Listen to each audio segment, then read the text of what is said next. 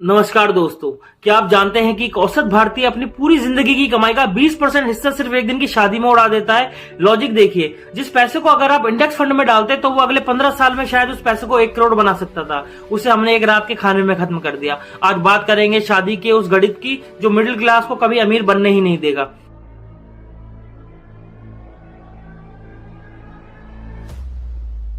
पहला fact, the डेब्ट trap. Data कहता है कि भारत में करीब 20% पर्सनल लोन सिर्फ शादियों के लिए लिए जाते हैं। क्या आपने कभी सोचा है कि जिस घर की शुरुआत ही नेगेटिव बैलेंस से हो रही हो वो आगे चलकर वेल्थ कैसे बनाएगा? शादी के बाद का पहला साल आपकी बॉन्डिंग के लिए नहीं बल्कि आपकी उस बैंक की किस्तें भरने में ही निकल जाता है। दूसरा कड़वा सच, सिंगल वर्सेस डबल इनकम।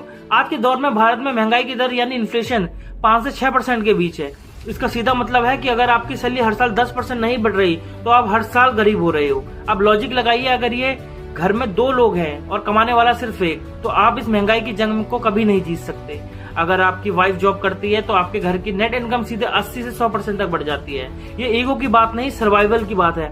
तीसरा point, the cost of a child. क्या आपने कभी चाइल्ड इन्फ्लेशन के बारे में सुना है? भारत में पढ़ाई का खर्चा हर साल 10 से 12% की रफ्तार से बढ़ रहा है। एक रिपोर्ट के मुताबिक एक बच्चे को कॉलेज तक का पढ़ाने का औसत खर्च आज के दौर में 30 लाख से 1 करोड़ के बीच माना गया है। अब आप खुद से पूछिए, क्या समाज के दबाव में आकर फाइनेंशियल बफर के बच्चा प्लान करना अक्लमंदी है या ये उस बच्चे के भविष्य के साथ भी खिलवाड़ है?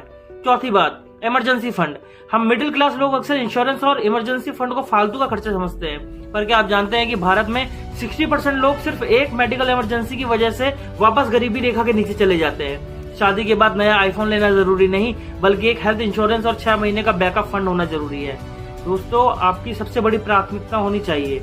दोस्तों, मेरा मकसद आपको डराना नहीं बल्कि होश में लाना है। समाधान सिंपल है, दिखावे से दूर रहिए, अपनी पार्टनर को करियर में सपोर्ट कीजिए और कंपाउंडिंग की ताकत को समझिए। जिंदगी दुआओं से नहीं, सही फैसलों से चलती है। सोचिएगा जरूर। Thank you.